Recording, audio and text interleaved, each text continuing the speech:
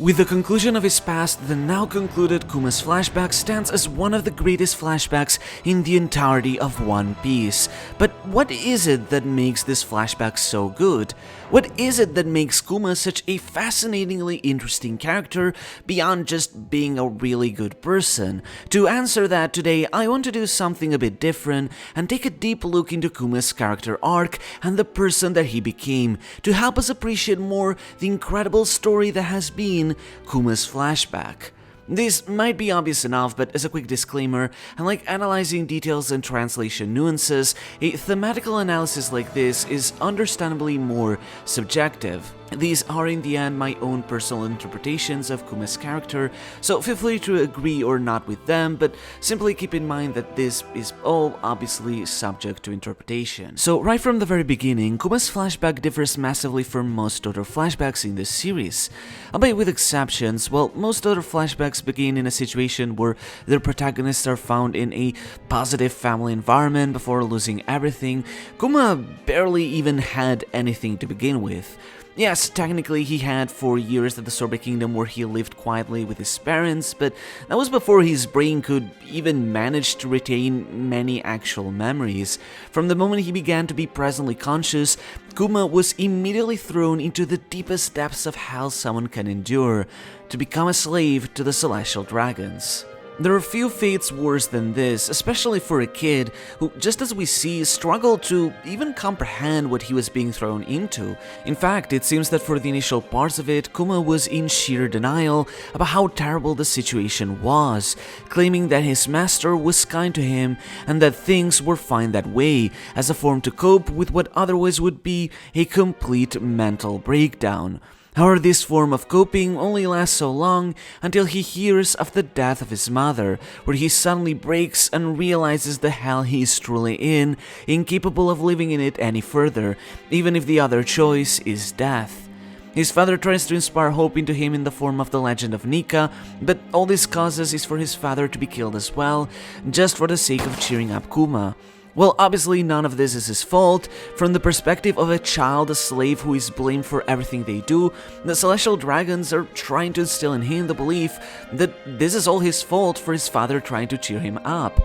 His perception of reality is becoming so twisted that Kuma is being blamed for even simply existing, as the fact he descends from a race that committed a so-called crime automatically condemns him to a life of inferiority.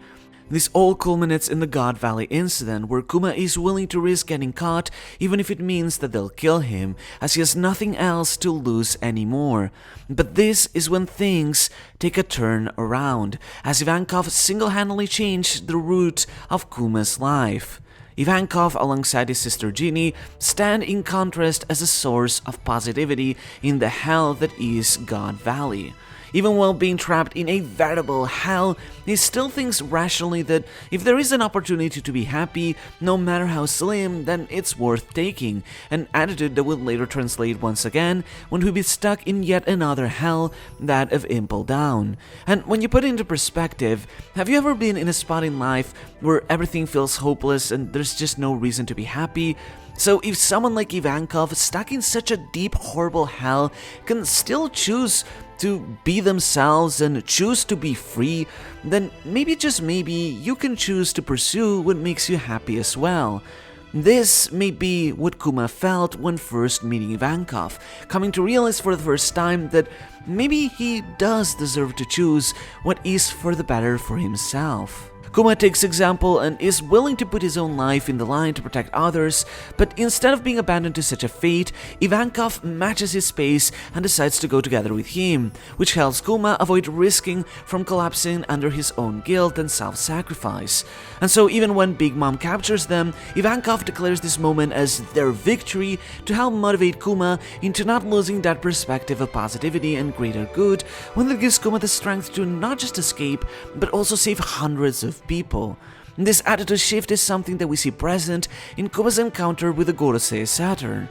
In that moment, Saturn declares how Kuma was always destined to be a slave because of what his people did in the past. According to Saturn's words, his people's desire to become Nika is what resulted in this grave crime, which seems to imply that the first Joy Boy may have been a Buccaneer, something which would explain the Buccaneer-sized hat and marijuana. But beyond this point, for once, Kuma stands up and rejects this notion. He dismisses the idea of being born great or being born a slave, and for the first time decides to fight for what he believes in. Rather than label people, Kuma would rather just save as many people as he can, regardless of who they are, proclaiming that his childhood dream is to become a hero, or quite literally a superhero who can liberate people just like Nika. So the term used in Japanese here is hiro, the Japanese reading of the word hero in English. But while in English this word is usually broadly interpreted as someone who does heroic actions, in Japanese it is often more commonly associated with the comic book kind, what we would call superheroes. So take for example like My Hero Academia, whereas the more traditional hero like that of fantasy is usually written with the kanji readings Eiyu or Yusha. So fundamentally, not only is Kuma comparing the figure of Nika to an actual cartoon superhero, but also wants to become one himself. A childish dream to become a superhero, but one that very much carries the desire of wanting to help save other people. But this is something that Kuma wants to achieve not because he was born being forced to do so. It doesn't matter if the previous Joy Boy may have been a Buccaneer. This is Kuma's own dream, and his own dream alone. Even in a case where Kuma has suffered so much and by all means should deserve to be selfish to help only himself, he still fought until the bitter end to save another 500 plus slaves from the island, and when he did, he still felt guilty about how he could not save more people, praying for their souls to find peace. Part of this guilt comes from the fact that he grew up in an environment where he was always convinced he was inferior and that everything was his fault for being a slave, despite being a matter of birth he had no control over. This type of forced inferiority often results in most people in a repressed hatred that gets unleashed on others as a result. However, what is probably the most remarkable trait of Kuma's entire character arc is how he never made others pay for what happened to him. Many others in Kuma's position would rightfully curse their very existence for everything that happened until that point, and make others pay for their suffering. Why him? Why did he have to deserve this? Whose fault is that? But Kuma never looked at it that way. He didn't feel that anyone should pay for this, it was simply how things turned out. That doesn't mean that Kuma doesn't hold the government and the Celestial Dragons accountable of that, or that he doesn't hate the system. After all, he even becomes a revolutionary later on. What I'm trying to say is that Kuma never focused on revenge first and foremost. If he could help bring a change to the world, he'd be happy, but not because he wanted to see the Celestial Dragons suffer for his own satisfaction, or to help him cope with that trauma, but because he just didn't want to see any more innocent people have to suffer in turn. And to me, this core character trait of Kuma is no better explored than his first interaction with the other children of Sorbe. Terrified by his large size, the children bully Kuma by tossing stones at him. Genie reacts how most people would, either running away in fear or by fighting back and making the children pay for what they did. After all, they bullied an innocent person simply for being different, so they deserve that, right? But Kuma rectifies that, because hurting the children back isn't going to make the situation any better, and will likely only fuel a circle of fear and hatred among them. Instead, he tries to understand them and show them that he isn't as scary as he seems. He's actually a really good person deep down. He tries to show them that, and also tries to convince them the same for Genie, and the group slowly becomes friends thanks to that. This may seem a small gesture, but think about it, the payoff would be immeasurable, as what could have become lifelong rivals in the kingdom end up becoming some of Kuma's closest friends, Gyogyo and the others who would one day even join Bonnie's crew to protect her. Had Kuma chosen hatred over forgiveness, this likely would have ended really bad for Bonnie in the future. One of the most fundamental core themes of One Piece that I feel gets largely closed over is the importance of severing the cycle of hatred. This is something evident from Chapter 1, where we see Shanks being humiliated and made fun of by Higuma, but Shanks simply ignores it because he knows how arrogantly lost Higuma is in his own delusions and sees no point in trying to further any type of conflict. But when Luffy's own life gets in danger, Shanks then decides to fight back, and even then still gives an opportunity to avoid conflict to Higuma's band until they start pointing guns. I feel some people often mistake this message of not furthering the cycle of violence with the idea that you should never fight back, to be a complete pacifist or a weakling. Some would argue, understandably, that if you don't even protect yourself, then there are occasions where if you don't fight back, things will become worse. And sadly, that is true. But I think One Piece actually agrees with this, but shows the important distinction between the two. You do need to fight back at times if it's for the sake of protecting something or someone, or helping stop a greater evil. Even Shanks himself isn't below shooting someone, like he says he isn't a saint. But there are plenty of other occasions where you don't need to fight back, and a peaceful resolution is a possibility, or at least trying to attempt it, or stopping a greater evil without letting that sprout evil within you as well. Fundamentally, I think that One Piece teaches us that fighting back should be a resource only used to stop someone from hurting us or others when peace isn't an option for them, or at least make them accountable for the actions they've caused. But it shouldn't be something that we do out of self-gratification. If you want to stop someone who took something dear from you or someone else, it shouldn't be out of revenge or bloodlust, as reasonable as it may be to have that, but simply to avoid such a cruel person from hurting other people and making them accountable for their actions. There's a fine line in someone being brought to justice and then humiliating them for the sake of your enjoyment to the point that you become no better than them. So many people think that they are justified in committing cruel actions simply because someone else is branded as having done something bad to begin with. Someone online was accused of something bad, well, that means it's okay to say discriminating or demeaning things to them and treating them as subhuman, right? All is excused because they did something bad. Someone you know has a habit you dislike or an opinion you don't agree with, well, that means they are wrong, and that means it's okay for you to do even arguably worse things to them, even if them being bad or wrong may just be in your own flawed, biased perception of reality. This toxic mentality only helps further the problem, to the point that you're becoming no better than them in that situation. And unfortunately, a lot of people struggle to see this, even within the One Piece community, I feel. When you are suffering, it is easy to be overcome with grief and hatred and to blame others for the situation. But sometimes we often lack the context or perspective to understand why things happen a certain way. It's easy to blame the evil Shichibukai who split the crew and took away all of Luffy's friends, like many of us did as kids when we read Sabaody, but back then we never would have known everything that Kuma had been dealing up until this point, and the true reasoning behind his actions. Holding people accountable and preventing them from hurting others is very important, but never the cost of hurting others in turn. Again, fighting back is important. Always being peaceful will just lead to people taking advantage of you. Even in Kuma's own life, his excessive kindness does sometimes cause him more trouble than it's worth. But at the same time, it shouldn't all be an excuse for you to manifest your own negative desires, pride, venting, or self-affirmation. In spite of this, Kuma does fight back. He stands up against Buccaneer's laws, even kills him later, and later becomes a revolutionary member who wishes to topple the corrupt government, fighting in wars, but he never takes personal fulfillment for any of it. This is a trait that is also shared with Dragon, as his Viver cards mention how he's someone that doesn't take pride or enjoyment in war, but only sees it as an unavoidable means for peace.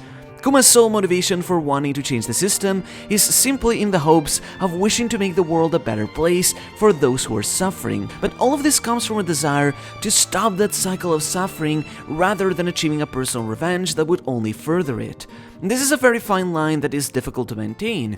In the case of someone like Kaido, who believed that fighting was the only way to make a change in this corrupt world, he lost his way at some point where his desires took over more than the actual hope to make a change for good. If Kuma tried to make up his own suffering by making other people suffer, then he would have been no better than a tyrant like Kaido. Cutting this cycle of hatred is one of the core themes of One Piece, and something I feel the story tries to teach we should all strive to achieve.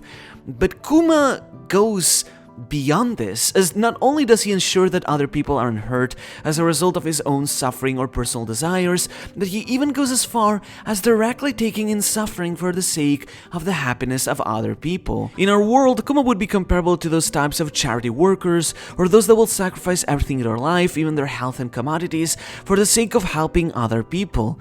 Those who are the true heroes of humanity. Something of the extent of what Kuma does, it isn't even something that should be expected of you. As I said, as long as everybody would just be conscious of not hurting others, the world will be an already much better place. And yet Kuma goes above and beyond, because Kuma doesn't just want to be a decent human being, he wants to be a superhero. However, while Kuma has always stuck to the system, all of it is put into question as his life comes crashing down. The love of his life, Genie, is kidnapped and forcibly married by Celestial Dragon, leaving her pregnant and dead. Kuma for a moment questions everything in his life up until that point. The very people that had tormented him as a child, he had escaped from and fought back against, had taken once again what was most dear to him. Was he wrong to not be revengeful? Was he wrong in trying to help propagate a circle of love rather than making others pay for what happened to him? What did he do to deserve this all along? And yet, Kuma never wavered on these things. It would have been incredibly easy for Kuma in this context to blame someone like Bonnie for everything that happened. After all, Bonnie is the reason why Genie exposed herself to the sun so she could live. Bonnie is the remaining living embodiment of the scumbag Celestial Dragon that ruined Genie's life. He would have all the right in the world to hate her or be unable to even look at her. You may say that's ridiculous, and it is. Obviously, Bonnie is just a baby that had no saying in what she was born into, but that's exactly the point. Because the same can be said for Kuma the Buccaneer. Unfortunately, many people don't see things this way. Take for example, Vince Smoke Judge. He blamed Sanji for the death of his wife, Sora. Technically, Sora died ingesting the drug that ended up making Sanji human, so if Sanji was never born, Sora wouldn't have died. Obviously, that's stupid. The truth is that Sora willingly sacrificed her life to ensure that Sanji would have a human future, but of course, to Judge, that doesn't matter because he never agreed with Sora's viewpoint to begin with. So instead, all he can see is that it's the child's fault who caused his mother to make such a wrong choice, which made Sanji a failure, as he only reminds Judge of himself and how much of a failure he is for being a human.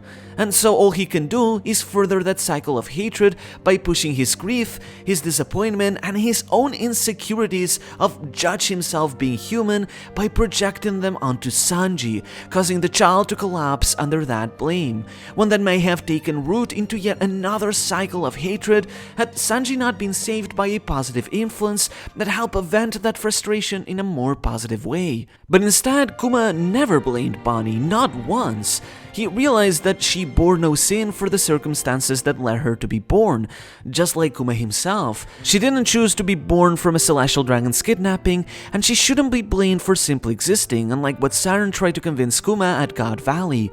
Genie thought the same way because Kuma helped change who she is as a person. If this was still the same Genie that beat up the bullies when she was a kid, then maybe she couldn't have found it in herself to accept Bonnie as her own kid, but instead, she was willing to sacrifice her own life to protect her, all to ensure that she could get a chance at a good life, even if that meant she herself couldn't. And so Kuma decided to raise Bonnie as his own, never once even questioning if she really was his kid or not, because that never really mattered. He was his daughter, end of the story. And yet even then, even when Kuma refused to let the cycle of hatred fall onto her, he still went above and beyond for the sake of helping her. When stuck again with the same lethal disease, Kuma didn't just try to to help her and be a good, positive father, he sailed the seas, hunted down doctors across the world, and did everything he could to find a cure for her. And once he did, being forced into a type of blackmail that would lead him to forfeit his very own life, caused by the very people who were the source of all the suffering in his life, who resulted in his suffering as a kid, and who even took the love of his life, Kuma hadn't felt happier in his entire life. Because it didn't matter to him his pride or having to submit to the celestial dragons. What mattered is that his daughter could live. Not the hatred and resentment he bore, but the love he had for his daughter. What for others would be a moment of tragedy, needing a lot of resolve to undergo such a big sacrifice for the sake of someone else, having to swallow the pride of benefiting the people who destroyed your life to begin with. Quite literally, if we even go by the theory that Saturn might have been the one to spread the sour scale disease to Ginny, even then, Kuma never hesitated, simply being overcome with the joy that his own child could live on. As Ginny said, Kuma may be too kind for his own good. Sometimes that guilt of his still takes over and makes him wonder if he's really contributing anything good to the world, seeing himself as nothing more than a bother. It's unfortunately one of the painful burdens that can come with always trying to be so selfless, but that's exactly why Vegapunk tries to convince him for good that he has never been a burden or a bother, and that this is only the sign of his incredible kindness to want to help others. Not everybody can be the type of person that Kuma is, not everybody can be as selfless as he is, but that's exactly what makes him special. If stopping our own cycles of suffering is what makes us proper human beings, then going out of your way to try and help others is what truly makes you a superhero. When he was little, Kuma dreamed of being a superhero like Nika. Hearing of the exploits of this legendary, cartoonish superhero who tried to bring happiness and laughter to people, Kuma wished that he could do the same and liberate people in the real world as well. But as Kuma himself says, Nika is just a legend. In the end, he's just a mythical Zoan fruit, a fantastical being, a mythical, fictional character that never really existed. But there are those who have eaten his fruit who have been trying to make a change for good in the world, embodying the legendary figure of Nika to become a symbol of positivity. There are those like Luffy who were chosen by the fruit, inheriting the title of Joy Boy, who have the chance to change the world, but ultimately we are still talking about legends. You don't need to be Joy Boy to help bring a better change. You don't need to be the person chosen by the fruit who will change the entire world, because realistically, you can't. I'd love to stop world hunger by tomorrow, but that isn't something I myself can realistically achieve, and neither can you. But maybe I can help feed someone in need, or even just show kindness to a member of my family. And if enough of us do that, then we can do a more significant change. A cartoon superhero like Nika, or even someone like the fictional character Luffy, may not exist, but these fictional figures can still inspire us to try and be better in our own lives. And that isn't something that we are fated or destined to be. It's something that we choose for ourselves, just like Kuma did. That's ultimately what it means to be a superhero, to be someone willing to go out of your way to help other people and spread that joy across the world. The fruit may have chosen someone to become Joy Boy, but all of us can become a superhero like Nika. And we see this metaphor take place visually as Kuma begins running away across his life, running and running, stumbling and almost falling down, but then getting up again, all as he moves and dances just like Nika did, realizing that he has finally managed to achieve his childhood dream of becoming a superhero just like him. As Kuma happily says goodbye with a smile, the entirety of the population of Egghead raise their hands in prayer towards the sun, venerating this kind figure who, much like the sun god, helped bring joy and liberation to so many people across the world, simply by being inspired by this fictional character. And Vegapunk finally reminds him of what it is that Kuma has really achieved. Kuma, you've only bothered as many people who love you by losing your life. You are a true superhero to Bonnie and to all of us. And in his final moments, what is it that Kuma remembers? Is it all the people that made him suffer, who did him wrong? Is it the faces of all those who ruined his life, who should be blamed? No, it's the faces of all the people he has loved. and the single final thought he has in his mind is the simple hope for his own beloved daughter to have a happy birthday.